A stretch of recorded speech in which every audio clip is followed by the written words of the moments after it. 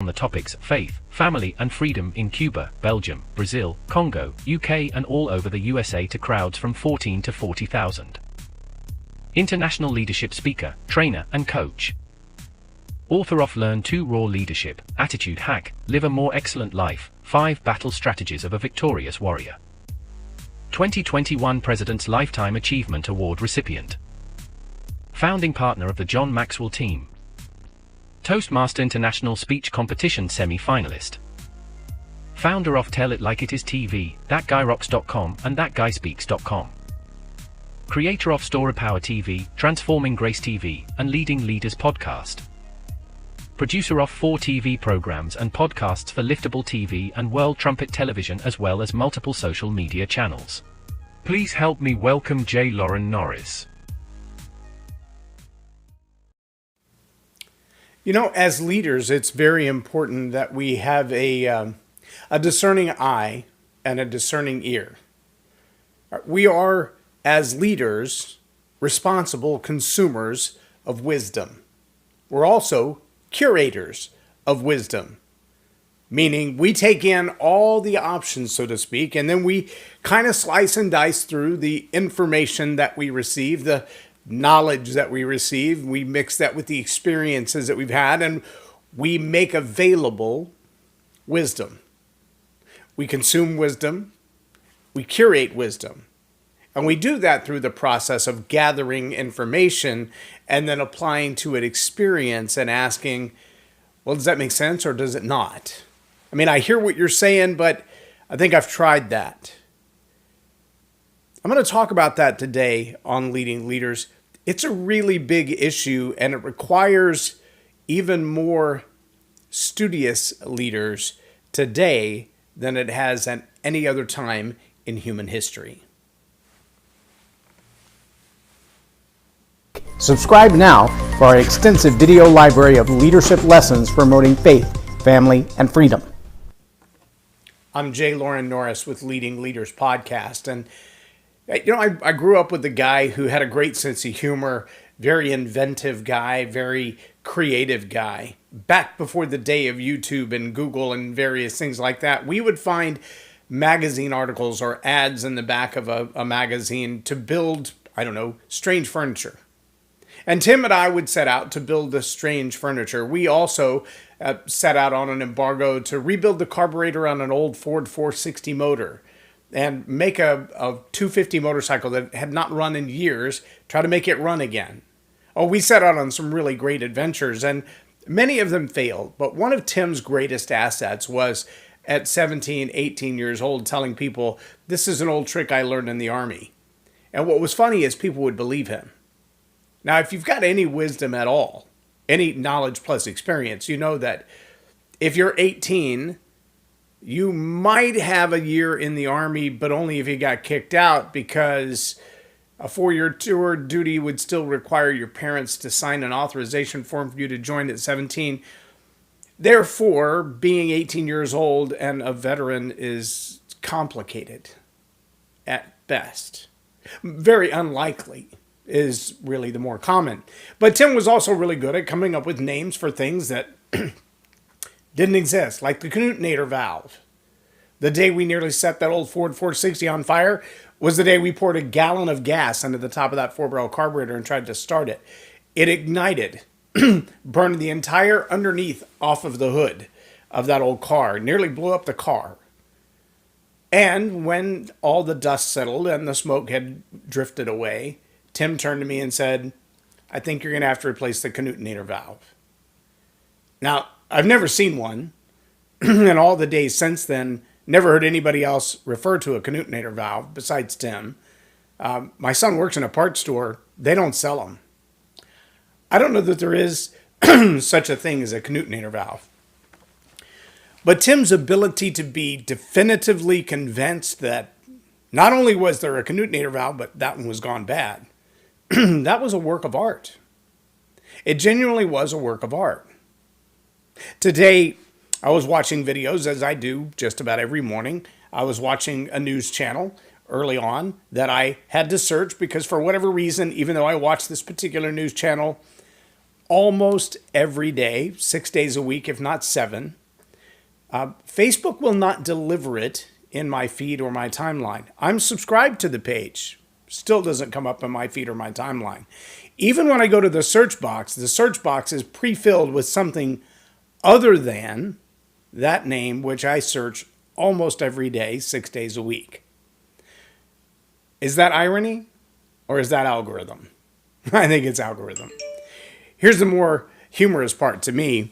That is that once I finish watching that video, I go back to my regular Facebook watch page and it serves up something usually quite interesting. Today it was Joe Rogan and a conversation about FTX.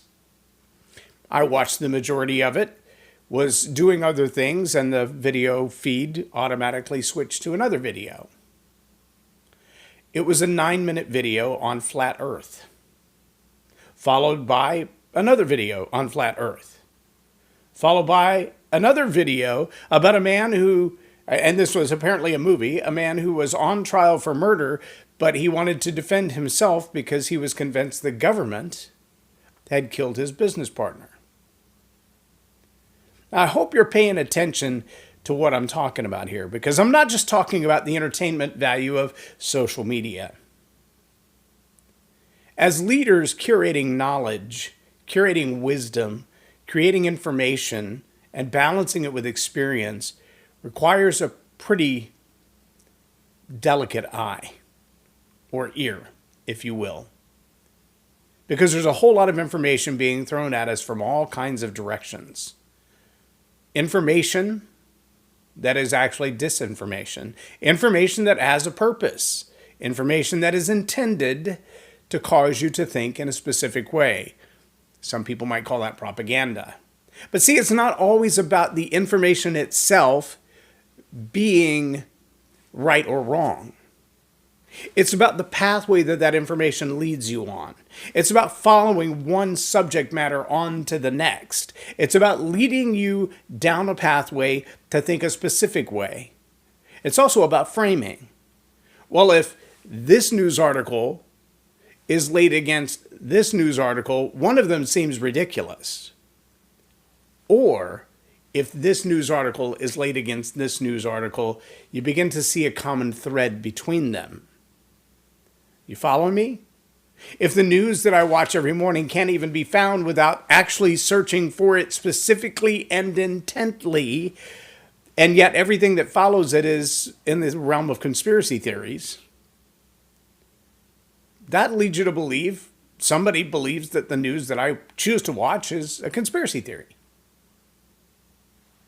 Am I wrong? See, is it about the information or is it about the pathway and the collection of information, otherwise known as the narrative? Now, you may have heard over the last few days, it's been in just about every form of media. Webster's Dictionary #1 word of the year. You know what it is? 11,000% more searches in 2022 than any time in history. This one word. Let me tell you what the word means, and then I'll tell you the word. The word, basically, I'm going to simplify it. It basically means I'm going to take the victim's accusations and turn them on their head until the victim feels like their accusation is ridiculous. How could you even come to the conclusion that that's what's happening? That is so ridiculous. You are not a victim. That did not happen to you. That's not even a real thing. The word is called gaslighting. And it's a psychological manipulation. It's a process. Most abusers use it. Go study abuse, domestic abuse, religious abuse. All kinds of victimology include the process of gaslighting. Why? Well, it's kind of a long way to get to the point of the Stockholm Syndrome. A sympathizer of the perpetrator rather than the view of the victim. It's really kind of a scary process when you look at it.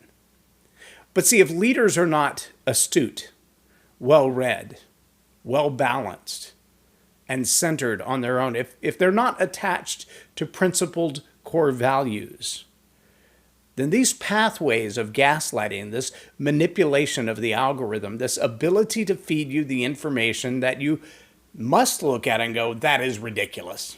That is the silliest thing I've ever heard.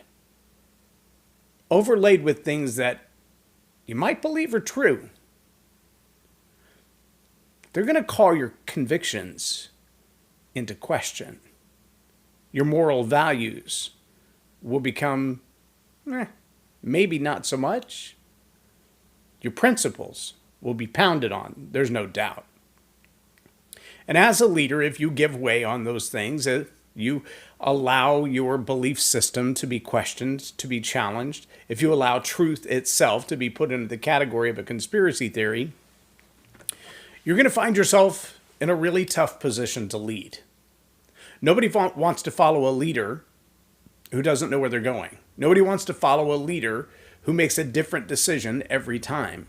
Nobody wants to follow a leader who doesn't have principles and core values and a moral upstanding opinion of things to say, this is what I know to be right based on the best insight, experience, and judgment that I have. Now, I'm not saying you got to be a judgy person. I'm saying you've got to have the ability to say, I know up from down, right from wrong, left from right, bottom from top, front from back, beginning from end. And given those juxtapositions, I can make good decisions.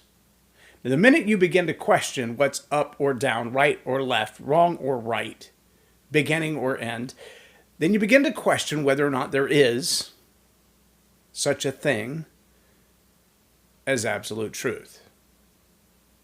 Let me put it in this category. The minute you begin to question absolute truth, it's time to question gravity. Yep, they're laws of the same nature. It's time to question thermodynamics and lift and time travel. Yeah, they all kind of run together. There are things that are absolute and measurable. There are things that we're just beginning to understand, like quantum physics. Now, if you get into quantum physics and start talking about time travel, your head's going to spin. But if you're making decisions today, not understanding those things, you're probably on par with about 90% of humans. In fact, the best quote I've ever heard about quantum physics is, if you think you understand it, you don't know quantum physics. It's beyond right now, it's beyond our ability to comprehend as mere humans. There are some computer models that have been pretty phenomenal. But just the study of things like black holes where anti-gravity does exist, those things will really mess with your head. On an everyday basis, though, they're not quite as relevant. You start to mix them in with all the things that you're intended to think about as a leader, though, you're going to find that just leading is enough. The human mind is tricky enough. Human relationships will keep you busy plenty. Understanding market and understanding where a product fits in the market and what services you need to offer or should stop offering, what products you should offer or stop offering, where the market's going to go on housing or finances or wars. I heard a stat today. I don't have the evidence to prove that it's true, but it's an interesting stat if it is true. So far, the U.S. has provided more financial aid to the Ukraine than Russia has spent in the same war.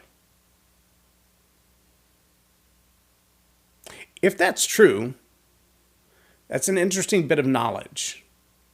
Of course, the question, too, comes back to FTX and how much money did they put into that same battle? Because there was a whole lot of money that went to Ukraine and then back to FTX, or to FTX and then back to Ukraine. And maybe that's why Facebook puts a conversation from Joe Rogan about FTX into the category of flat earth. I'm just saying. Which one's a conspiracy theory? Which one is defying all logic? As a leader, you're going to have to do your homework. We are curators of wisdom. And as a leader and a curator of wisdom, that means you've got to know information from disinformation, even when the disinformation is information miscategorized. You're going to have to know the difference. You're going to have to do your homework. You're going to have to read some old books and make some comparisons. You also have to be willing to admit that what you're allowed to think, caused to think, encouraged to think, are all being scrutinized and manipulated by other people before you get your hands on that knowledge. Now it's time for you to curate the knowledge with experience to find true wisdom. The people that you lead are counting on that. They need you to step up to the plate and be willing to call balls and strikes what they are and not make up new words just to accommodate the unexpected. I'm J Loren Norris with Leading Leaders Podcast for Tell It Like It Is TV. Have a blessed day.